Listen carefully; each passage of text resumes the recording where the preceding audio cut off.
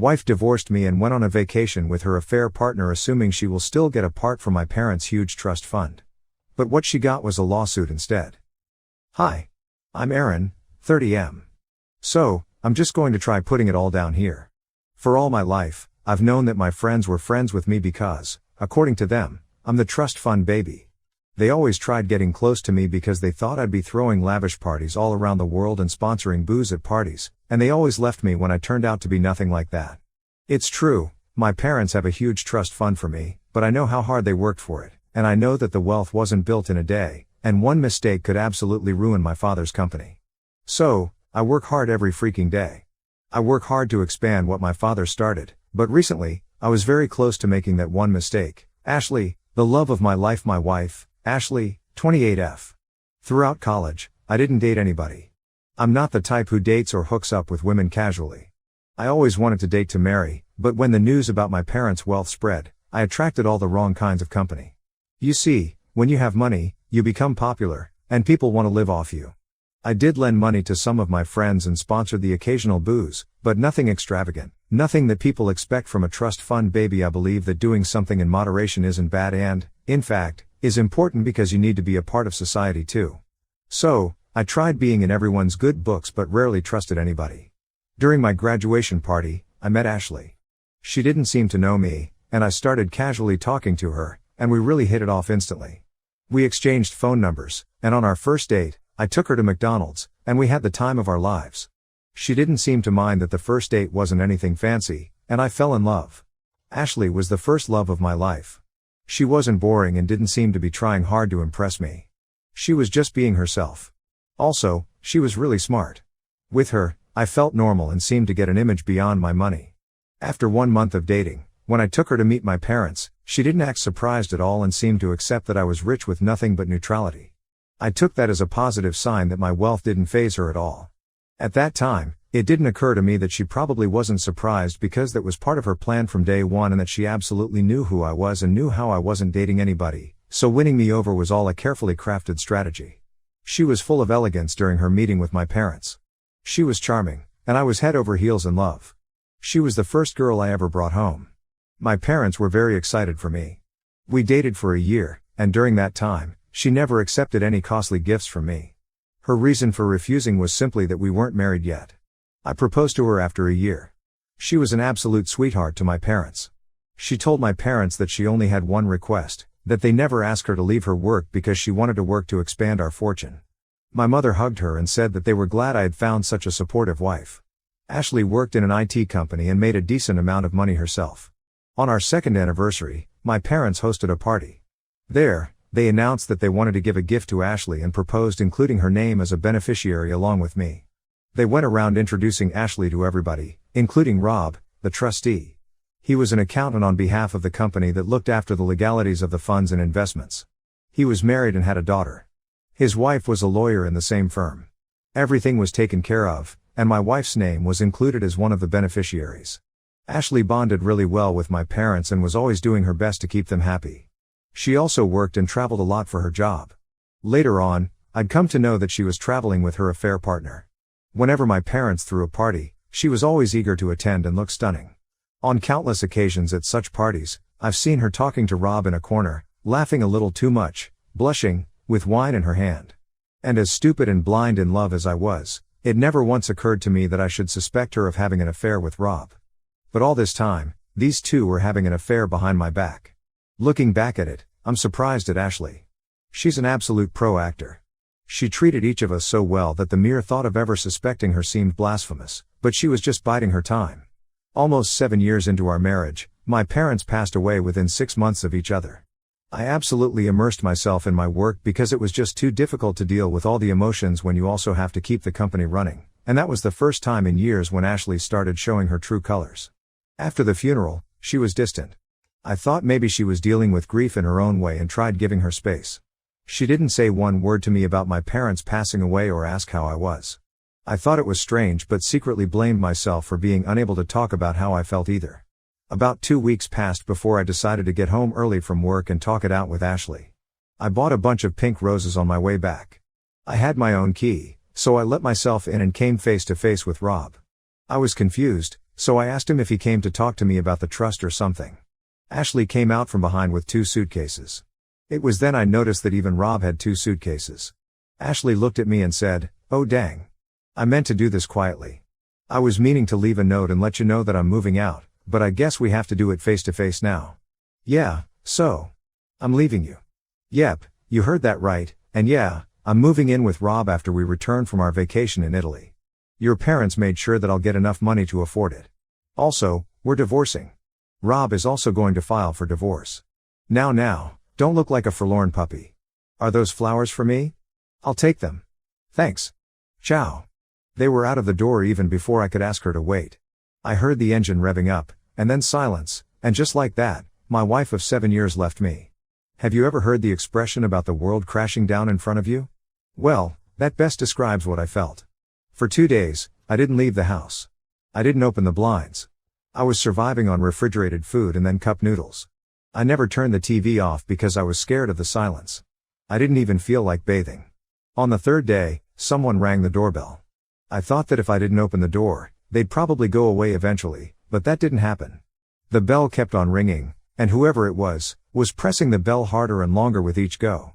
10 minutes went by, and still, the ringing didn't stop. Now, there was someone banging at the door.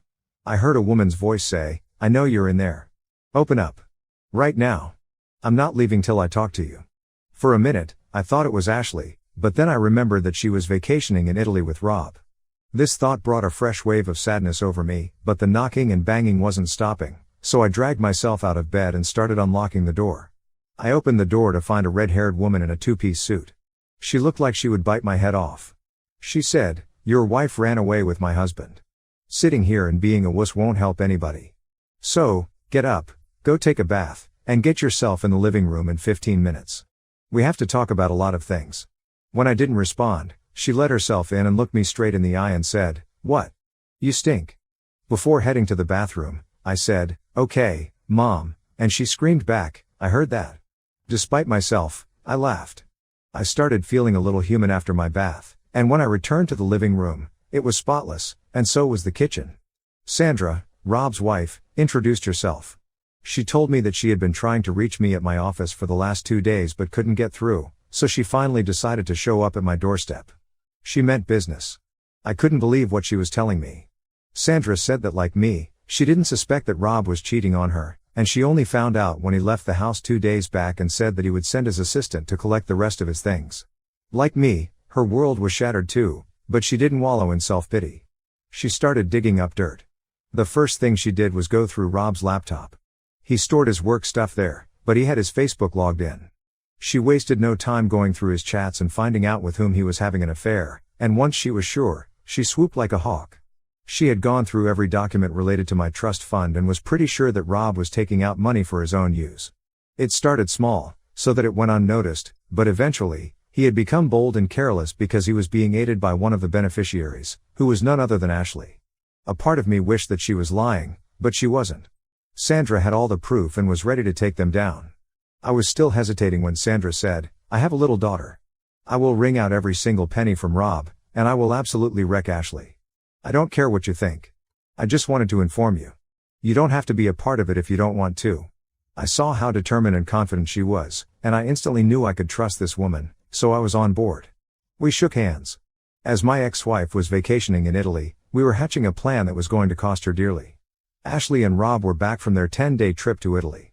Sandra and I were waiting for their call because we wanted to see what their reactions would be when the penny dropped. It was a Monday, and I was at work when I received a call from Ashley. As soon as I picked up, she launched into a rant. "What the hell is happening? What does Rob mean that we're in trouble, and where's my money?" I said, "You mean my parents' money that Rob was using to buy you gifts and probably that apartment you've moved into? I hope you heard from my lawyer. It's Sandra, Rob's wife, who, by the way, also works for the firm." I told her I had to go and hung up before she could say a single word. When I got out of work that day, Ashley was waiting outside. I pretended not to notice her and walked toward my car, but she blocked my way. In my whole life of knowing her, I had never seen her so ruffled by anything. She asked me to explain things to her because, apparently, Rob's anxious retelling of the events wasn't making sense, and she wanted to hear it from me in layman's terms. I told her that I had heard from her lawyer about the divorce filing, The only thing being that she wasn't going to get a single penny. Oh boy. The look on her face. Never in her wildest dreams did she think this could be happening. I could see the panic grow inside her. I was filled with sadistic pleasure, and in the next moment, an overwhelming sense of guilt for putting her in this situation. I still loved her, and it's difficult to watch the person you love getting hurt. I had to get out of there quickly so that she couldn't manipulate me. I walked past her and started moving toward my car. I heard her screaming from behind. She was asking me to stop. The last thing I heard before I got in the car was, "How could you do this to me?" I felt it like a stab and wanted to lash out so badly and say that I could ask her the same damn question, but instead, I got in my car and drove off. I could see her looking after the car, absolutely bewildered, in my rearview mirror. Meanwhile, Rob had been served with a notice that he was going to be terminated from the company. He was spoiling the reputation of the company, and apparently, the news had leaked, and a lot of clients had called asking to terminate their contracts. So, the best the company could do as damage control was fire Rob. Sandra had a lot of lawyer friends and arranged for the best lawyer, and she was sure of winning the case and getting custody. I was getting all these updates from Sandra while driving back home. I felt much lighter. I came back home and wrote this up. My interaction with Ashley left me feeling very restless, and I wanted to vent. Do you guys think I'm going too hard on Ashley? In reality, Ida? Update 1. Hi everybody. I'm back with an update. It's been a week. Thanks for your support, thanks for pulling me up when I was feeling so confused. I had my first therapy session, and I showed him this Reddit post, and he said it's a good way to cope. He said it's natural to grieve the person you lost, in this case, Ashley, so it's only natural that I was feeling so overwhelmed after I dropped the bomb. As for what happened this week, I'm going to try to summarize it for you all. Ashley called me again. This time, her tone had softened. Her voice sounded muffled, like she had been crying. She asked me if I had dinner. When I said no, she said, "Do you want me to come over and cook it for you?" I was taken aback. I think she took my silence as a yes because, next, she said that she would be at my house in half an hour. I finally found my voice and said, "No. No, you won't. Are you kidding? After what you've done, you want to come here, cook me dinner, and play house?" She cooed, "Baby, no. I know things have been bad, but we can talk." I was losing it then. I think I shouted at this point and went, "Bad? You call what you did bad? Just bad. It was evil. It was brutal and selfish. To hell with you. I don't ever want to see your face again. WTF is wrong with you?" Next thing she said made me want to throw up. She asked me to stop overreacting. I think it was a turning point for me. The guilt over hurting her had been eating away inside me, but at this point, I saw her real face. A woman who didn't regret her actions one bit and would do it all over again in a heartbeat. The call was a move to try to manipulate me. A trap. She was oblivious to my realization and was going on about how I was making her out to be a gold digger in the lawsuit, but how untrue that was because she was earning and had a job herself. I wanted to point out how I had paid all of her student debt, so if she was living comfortably now, it was because of me and my family. She said that the only reason she wanted to come over was that she thought we should talk and get back together and I should withdraw my lawsuit because it was pointless. I couldn't help myself from asking, "What about Rob?" She said that Rob was just someone different, and she was having an affair with him because he brought a change to her monotonous life. Then she started blaming me for being away for work and for never being there for her. She said her affair with Rob was passionate, and I lacked it very much, and instead of apologizing to her, I was giving her a lawsuit. At this point, I was convinced that she was trying to give me an ear bleed. I told her that if she had been having so many problems, she could have talked to me about it, or we could have gone to marriage counseling. Cheating was never the solution. She diverted the topic and started insisting on coming over. I cut the call and called Sandra. I told her what happened. Sandra asked me to ring her back and ask her to come over. She said she was going to come over too. She asked me to play along and see what her real motive was. So, I cut my call with Sandra and called up Ashley. She sounded so smug when she picked up. She said that she knew I would come around and that she'd be there in half an hour. Before Ashley came, Sandra arrived. I didn't know what her plan was, and there wasn't enough time for her to explain. She went inside and asked me to make Ashley sit in the dining room. Sandra said that she would make a special appearance in this drama. Ashley turned up about 40 minutes later, and it was obvious that she had made an effort to look good. She did look good. She got inside, kissed me, and was heading toward the bedroom where Sandra was, so I stopped her and asked her to sit in the dining room. She turned to me and pouted and said, "But why, sweetheart? Did I lose my right so easily? Was your love so weak? Will you not fight for us, baby?" At this point, Sandra came out of the bedroom. Ashley looked too stunned to speak and croaked out something like, "What the hell?" Sandra smiled at Ashley and said, "Ah. Finally, we meet. The woman who is dating my useless husband, Rob the cheater. Oh, and yes, you did lose your right to the bedroom." Ashley swung around at me. "How could you replace me so easily? You're sleeping with Rob's wife after taking away all my happiness. We had so many debts, and now we won't even get the damn trust fund money, and God knows who leaked the news, but now Rob is jobless. I might get fired too. You're just so selfish." Sandra piped in and said, "What do you mean we have debts? Is it like a joint loan thing? Were you helping Rob misplace and withdraw the funds, or what?" Ashley swung at her then. "Hell yeah, I was. I've supported Rob from day one. Do you think he could have planned something like that on his own? Obviously, I helped him. Unlike you, you evil witch, you've been nothing but condescending to him. That's why he chose me over you. Get out of here.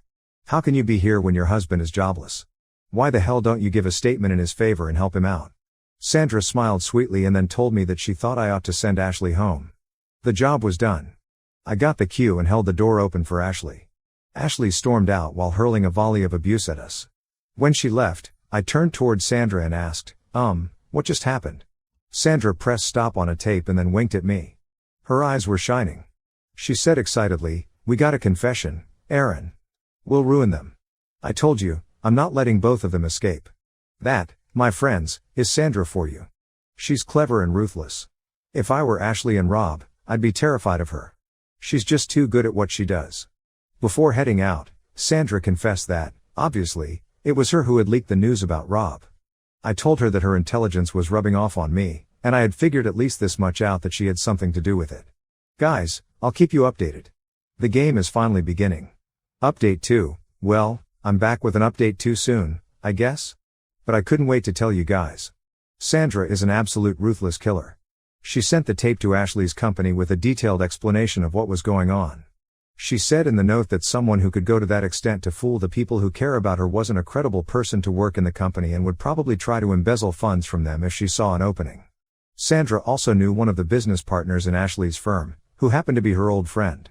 Sandra's friend abruptly pulled out of a deal that she was about to sponsor and said that there were certain members on the team whose credibility she doubted, so the deal was off the table. Ashley's boss was absolutely torching himself when the news reached him. They made a swift decision to save the deal. They fired the person who was responsible for it. That's it, just like that, my ex-wife is fired from the company. Now both of them are jobless and in debt. Sandra told me that Rob had been calling her nonstop, and when she didn't pick up any calls, he started texting her. She asked him to stop annoying her and blocked his number. I'm really enjoying this now. I've also been having my sessions, and my therapist tells me that Ashley should be a case study of narcissism. Lol, that was low-key funny.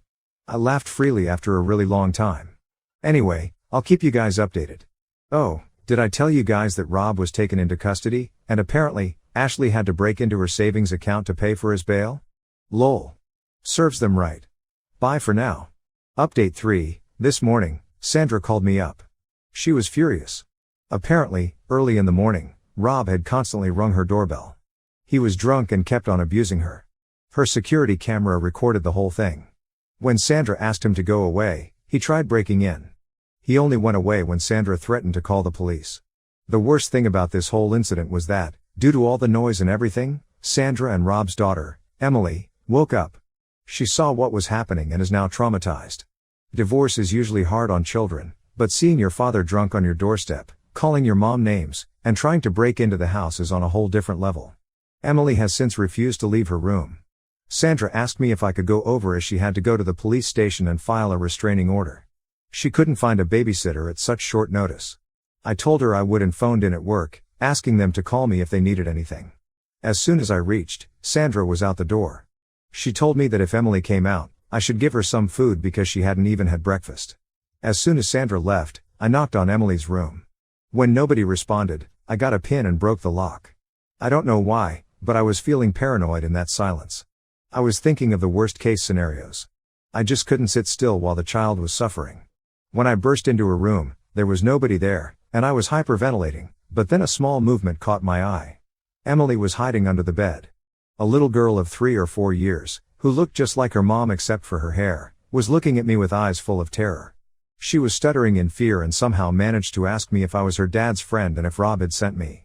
I knelt down and introduced myself. I told her that instead of her dad, I was actually her mom's friend. She seemed to relax a bit at that. Then she started anxiously looking out the window and asked if her dad was gone. I said he was because her mom was like a tigress who would protect her cub with everything. She started crying then as she told me how she was afraid that Rob would break in and hurt her mom. I told her that I would never let that happen. My heart was breaking for this innocent child who had not only lost a dad but also seen what a horrible man her father was. I talked her into coming out and playing her favorite Disney movie. I heated up some lasagna and fed her. Sandra tells me that when she came back, she found Emily lying on my chest and sleeping peacefully and I, drooling into her favorite pillow. That night, when I was about to leave, Emily clung to my legs and wouldn't let me go. She kept crying, and then in the end, she said she was scared that Rob would turn up again and there would be no one to protect her mom. I joked that her mom didn't need protecting, but I shut up when Sandra rolled her eyes at me. It would be really difficult to explain a restraining order to a child, so I decided to stay the night. Emily slept peacefully, and so did I. The next morning, Sandra made us amazing pancakes, and I directly left for work. Emily made me promise that I would come to sleep at their house again that night. So, yeah, I guess that's my life now. I have to spend my nights at Sandra's house. Sandra is trying to find a good child psychologist but, as of now, has had no luck. I'll update you guys after the first hearing. Ciao. Update 4. Okay. Phew. It's been a long time since I last updated you guys, right? Well. The first hearing is done. What a layman like me has figured out is this: Ashley and Rob are absolutely cooked. Yeah. I mean it. Brother, they are cooked like barbecue. We have such alarming evidence against them that it's actually an open and shut case, but you know how courts are, so yeah, it's going to drag on for a while. Sandra believes that it won't take more than half a year. She also believes that both of them will be serving time in jail. As for the divorce, Ashley and Rob obviously won't get a penny. Rob has to pay child support as well. Ashley and Rob were job hunting but with no luck. I have news that Rob is working as a janitor in a nearby club. Outside the court, we saw Rob getting beat up by some loan sharks. Things are looking grim for that man. He's finished. When he saw Sandra outside the court, he ran to her and fell at her feet. He kept begging her to take him back, but by now, we know better. Sandra's lawyer tells us that the case is so in Sandra's favor that Rob won't even get visitation rights.